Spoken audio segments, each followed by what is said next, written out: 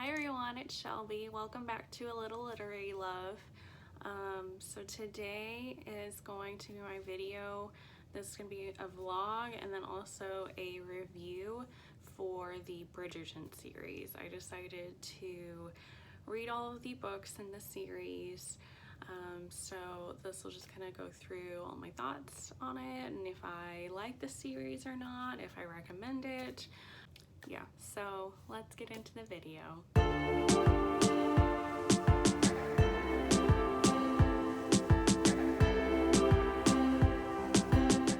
But first I just kind of want to do like a brief introduction before we getting into the vlog part of the Bridgerton series. So it is a historical romance series. If you haven't heard about the Bridgerton, there is a Netflix show that is, I think it's like the top 10 trending shows on Netflix currently, and it's got a lot of hype going on with it. I have not watched the series yet, and I probably will, but we'll kind of see. But anyway, so there's 8 books to the series. It's historical romance. Each book follows a different sibling. So the first one is going to be The Duke and I, which the Netflix show centers around, at least this first season. There is going to be a second season, which is going to be the second book in the series. So the first one, The Duke and I, is about Daphne. She's the 4th sibling, and her romance with Simon, who's a duke. The second one is The Viscount Who Loved Me. So this one is about Antony, I'm not really sure how to say his name. I don't know how like British people say that name. I guess it's Antony because that's what I keep hearing when I've seen like previews of the Bridgerton series and they introduce him as Antony, although to me it reads Anthony, but whatever. So Antony, and who's the first born Bridgerton in this family, and then Kate. The third one is An Offer from a Gentleman. So this is about Benedict, who is the second sibling, and his love interest, Sophie. The fourth one is Romancing Mr. Bridgerton, which is about Colin, who is the third Bridgerton sibling, and his love interest, Penelope. Fifth one is going to be To Sir Philip with Love. This is about Eloise, who is she is the 5th child, and her relationship with Philip, thus To Sir Philip. The 6th book, When He Was Wicked, this is about Francesca and her relationship to Michael, and she is the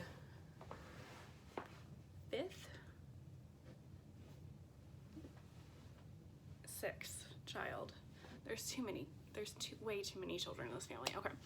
And then number 7 is It's in His Kiss, and this is going to be Hyacinth, who is the 8th child, and her relationship with Gareth. And then the last one is On the Way to the Wedding, and this is finally about Gregory, who is the 7th child, and his relationship with Lucy. So I'm gonna let you kind of watch. Just a side note, this is my first vlog that I've ever done, and it's probably not very good. I'm not very like artsy-fartsy with it. We'll see. Hopefully if I do more vlogs in the future, I get a little bit better with them, but it's mostly just me like in different places in my house or in my car, just kind of like talking to you all. But yeah, so let's get into my vlog. Hi everyone. So sorry this is a weird kind of place. I'm currently in my bed and the only light is my lamp that is right over here, so if it looks really bad or weird, I'm sorry. But I thought I would just, since I already have read The Duke and I thought I might kind of just go ahead and talk about my thoughts, and then maybe from here on out for the rest of the vlog video I can kind of go more into like stop at certain points in the books and kind of tell you my thoughts on what's going on in the books. So Daphne was the 4th child, and it's about her in this first book, And again, one of the reasons why I kind of shy away from romance or historical romance books. So I just felt like her whole purpose was trying to find a husband so she can get married and have kids. And she really has no other purpose. Which, I mean, that's all fine and good, you know, if that's what you want to do. I mean, honestly, I think getting married, which I am married, being at home and having children and having my husband support me sounds like fantastic, but I don't necessarily want to read about that. I would prefer my heroines in my stories to be more progressive, I guess is the word. I don't know if that's the word I want to use for it. Sorry, I'm trying to find a better angle to like hold my phone and record this video, but I just wish she had a little bit more depth to her, I think is what I'm trying to say. I like my historical romance books to be like about some, like, I want the woman to be like feisty, she like wears pants or does things that she's not supposed to. I think that's more interesting.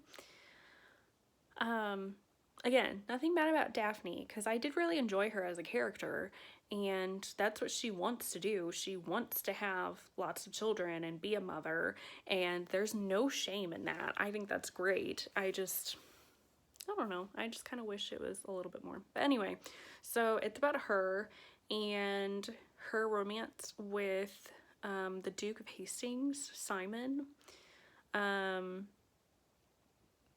And he has decided, because he comes from a pretty crappy background, he didn't have a really good relationship with his father, and he has decided that he is never going to get married and he is never going to have children, which was another problem that I had with this book. I just kind of felt like for most of the book, I didn't really ever understand why Simon, what the motivation behind why he didn't want to get married or have children. He just kept saying, I'm never going to have children, I don't want to get married, and it was kind of, that was that. And it kind of alluded to reasonings, like it had to do with his father and his bad relationship with his father, but even then I didn't really understand why until like way later on in the book, when he finally just like spits it out, like, I don't want to have kids because blah blah blah. And then his whole like motivation behind it was kind of sad to me. And I really agreed with Daphne on like her viewpoint regarding that. But anyway, so back to the plot of the book. I keep getting sidetracked. So they meet at a party, and the way they meet was so great. It was hilarious. I was seriously laughing out loud about how they met, because they end up meeting when Daphne is being badgered by this guy who is like desperately in love with her, and she doesn't really like him all that much and kind of wants him to go away. So he like comes in and decides he's gonna rescue her from this guy, because he can overhear out in the hallway that he just won't let this go, and Daphne's trying to like let him down easy, but it's just not helping, and she ends up like punching him. It's hilarious. I loved it. I loved how they met. So they meet and they hit it off. They become like great friends immediately, and they decide that they can help each other out, because Daphne really wants to, like I said, her purpose is she really wants to get married and have kids. Excuse me, my nose is really itchy. But she doesn't really, everybody sees her more as like just a friend. They don't really see her as a potential wife or lover or what have you. And then Simon is, you know, this rich and handsome new duke that is coming to the society, and everybody and their mother, all the mothers and their daughters are wanting to meet him and get married to him because he's rich and he would make a really good match for all of these women. So they kind of make a plan and kind of decide that they were going to fake date each other. So there's a fake dating trope in this. And they are going to pretend that they're dating so that he doesn't get bombarded by all these women wanting to date him. But then for her, it's a win-win for her too, because it will make men notice her more. If this like rich and powerful man is interested in her, it'll make all these other men interested in her too, and so she can potentially get more suitors and find somebody that she really loves and gets married. But you know, it is a romance between Daphne and Simon, so eventually with this fake dating, they do end up falling in love with each other, and I love them so much. I thought Daphne and Simon, I loved their relationship. I loved how they thought of each other. It seemed that they thought of each other as equals. They were friends first, and so they got along so well, and they really truly loved each other. And I just loved their relationship. It was so great.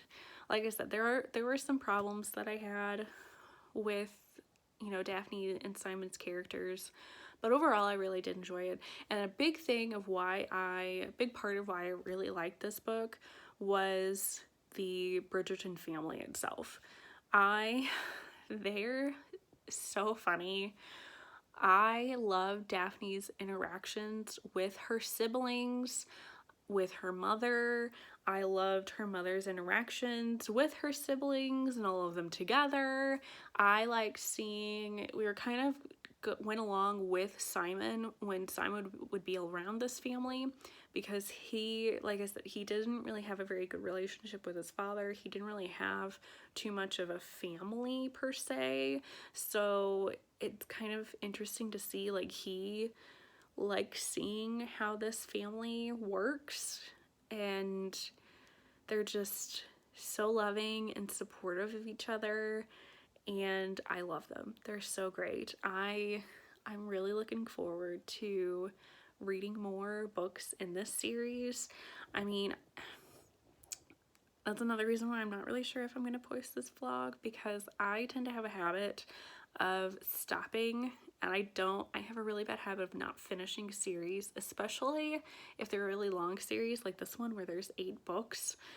I just tend to, I might read the first one sometime and then not read anything else. Usually that's what happens. Sometimes I'll read like a few books in the series if it's really long like this, and then just kind of drop out and just, I don't finish it because I just either don't like it anymore, or I get bored, or I just, because there's so many books that I want to read, I just am like, okay, I'm tired of this one story. I want to move on and learn about new stories and read more books. So we'll see. I would like to try to finish this series. We'll see what happens. I don't really know how I'm going to. I'll probably end up getting the rest of the books on Kindle, because I think that's probably the easiest way for me to get them, just because it's so hard to find physical copies of those books right now because they're in such a high demand. Everybody wants them.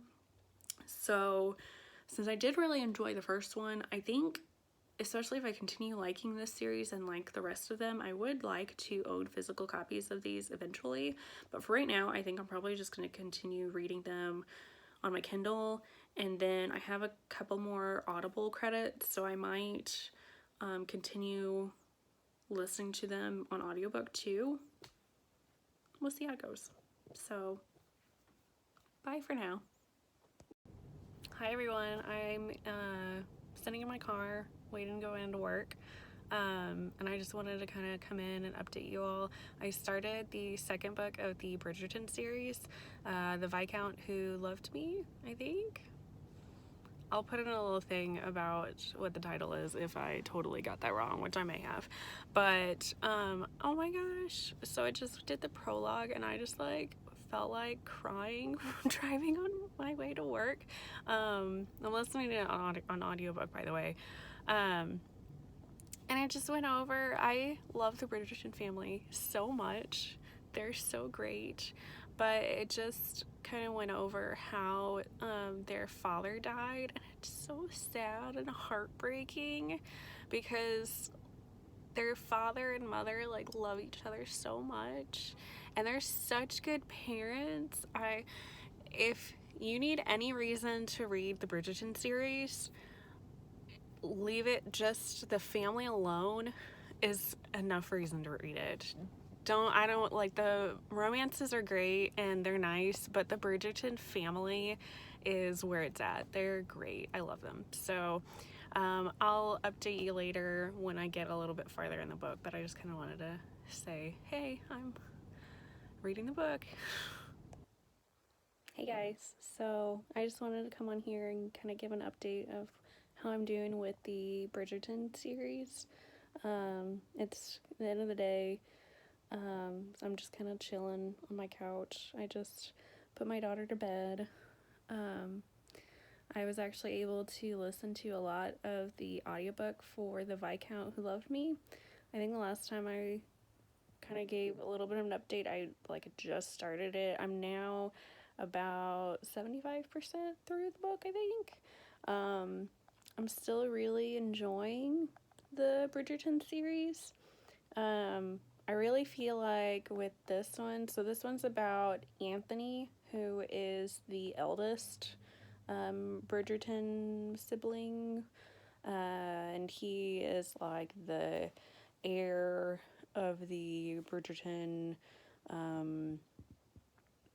money, Viscount, whatnot. I don't know. I don't really know Britishy aristocracy and titles and whatnot, but so it's about him and his romance with this girl named Kate, and I feel like I really relate to Kate a lot, at least with her views regarding Anthony throughout the book, because she really, especially in the beginning, really does not like Anthony, and I completely understand where she's coming from, because Anthony's known as like a rake.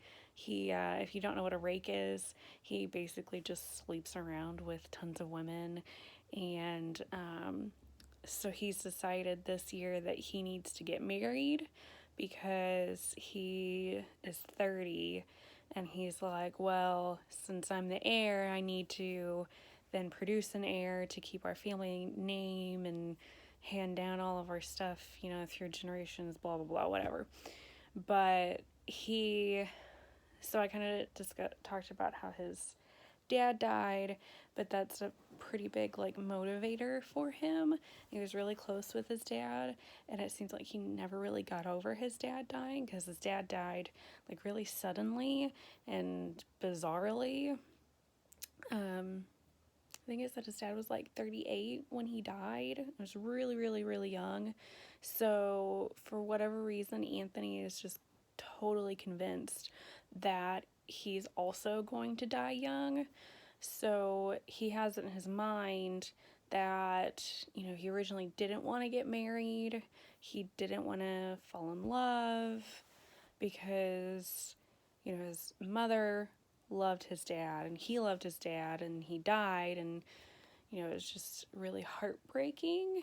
So that's kind of where, just from what I got from the story, just where I'm at, that's kind of what I feel like why he doesn't want to be with somebody that he loves. So he's decided that he is going to get married just so he can produce an heir, but he wants to get married to somebody that he just kind of likes but doesn't have the prospects of ever loving. So part of the reason why I didn't really like him, because he was just such a jerk in the beginning. Like, they're at this like party ball or whatever, and it's obvious that he is wanting to court Kate's sister because she's just this bright, beautiful, young, graceful lady, and she would make a perfect wife for him. And he even like has some conversations with her, and he's just like, yeah, there's just no spark. I don't really have any desire for her. She's very beautiful, but and he's like, she's perfect because I don't think I'll ever fall in love with her. But then they're at this party, and his Kate's sister's there, he's obviously trying to pursue her and court her, yet there's this like opera singer that's also there, and in the middle where everybody can see him, he starts flirting with this opera singer, and he takes her out to this room to kind of like have a dalliance or whatnot. And I was like, you jerk, like what the heck is wrong with you? I don't know. So I didn't really like that. But then you get to know him a little bit more and kind of see that he's really caring. He really cares about his family.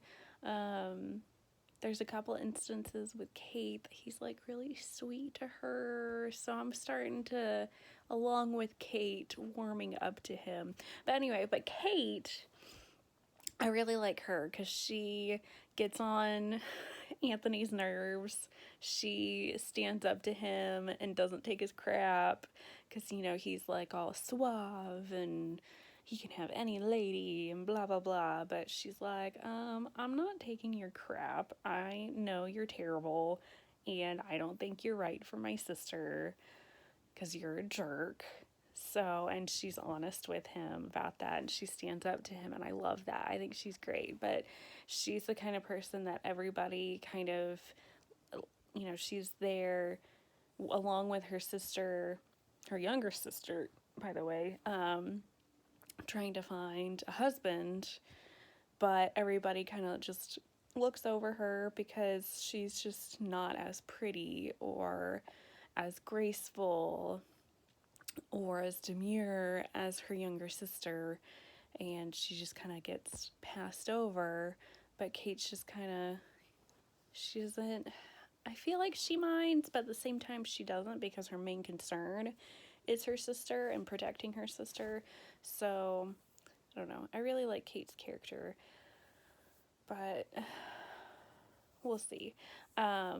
I do have to say there's been a lot of stuff in this book with Colin, who's the third sibling, and he's hilarious. I love Colin. I can't wait for his book to come because he just loves like poking the bear, as they say, with Anthony, and just irritating him and causing trouble, and it's hilarious. I love Colin. He's great.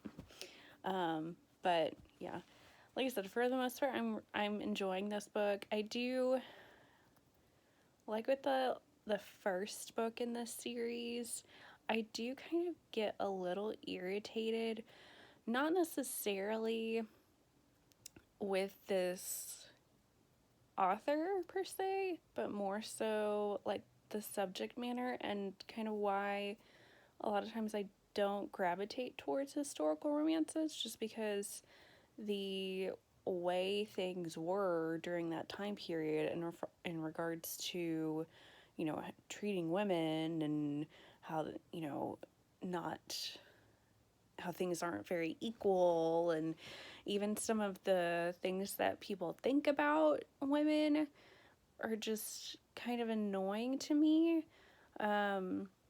At this party, because it's a season where all these eligible ladies are coming out to meet these eligible bachelors and hopefully find them a rich husband to marry, and that is their sole purpose, is to get married and be a wife and make babies for some rich guy, which I understand was how it was back then, but it really irritates me and I don't like it.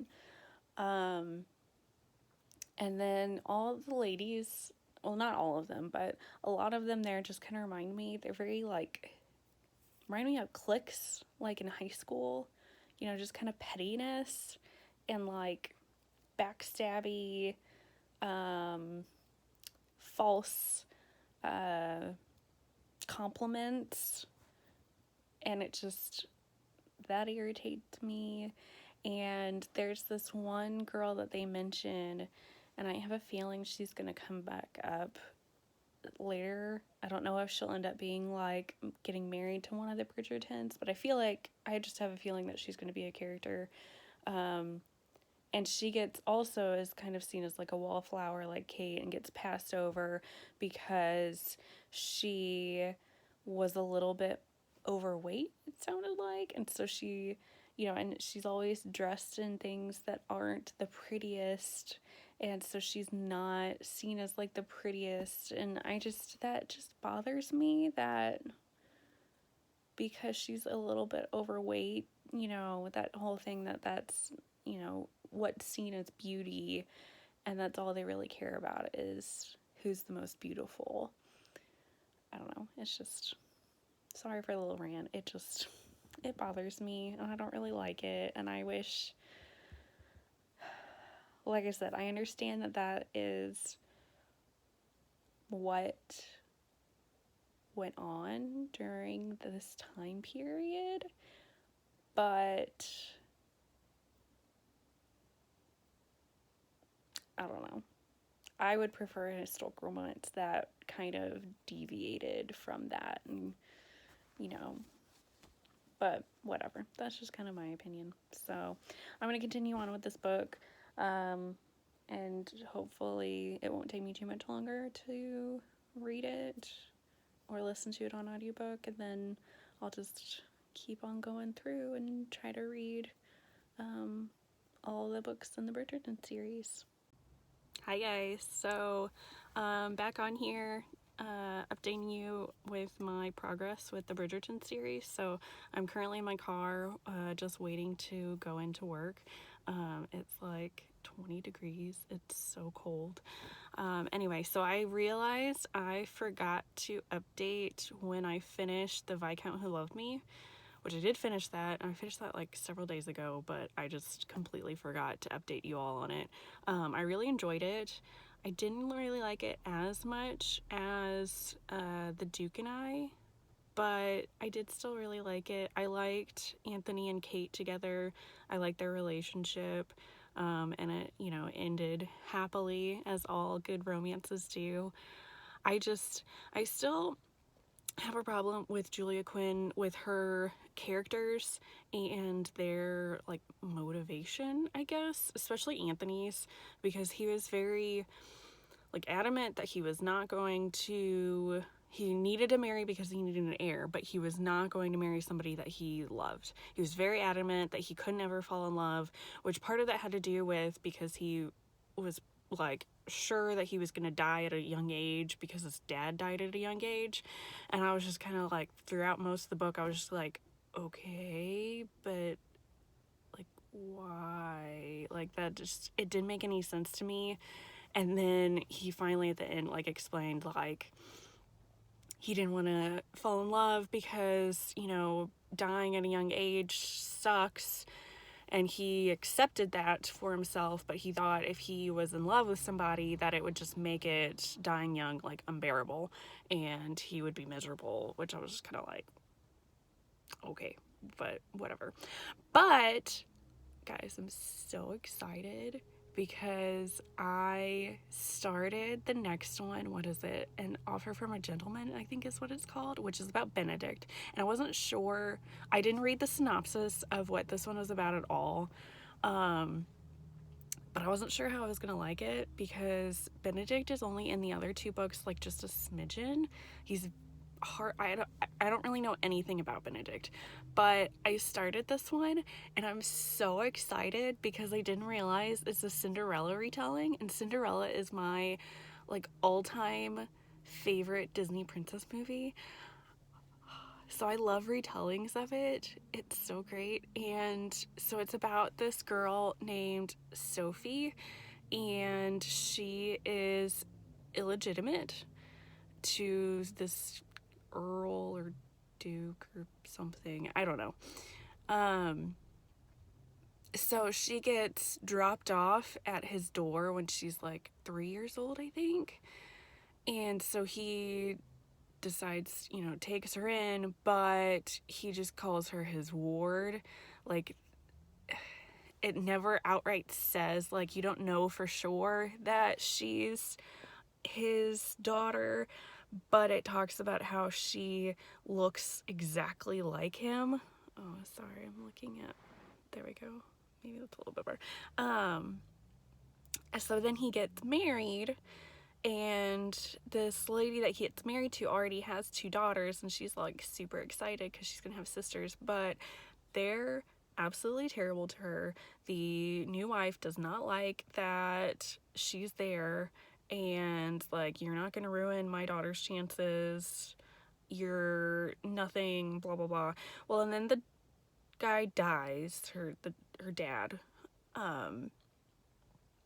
and he in his will says that, to his wife, like, you get yearly stipend, but if you house Sophie, then that stipend will be so much more until she's like 20.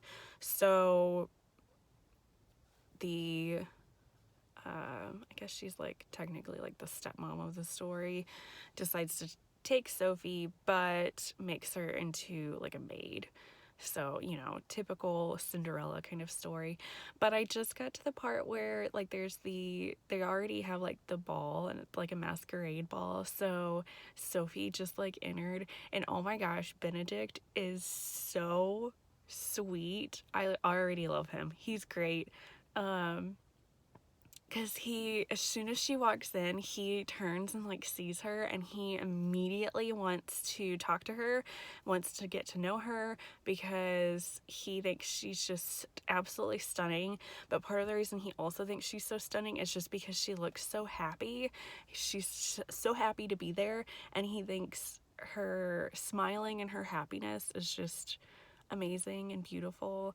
And I'm just like, oh, I love him already. He's so great. I'm only like on the first or second chapter of this book.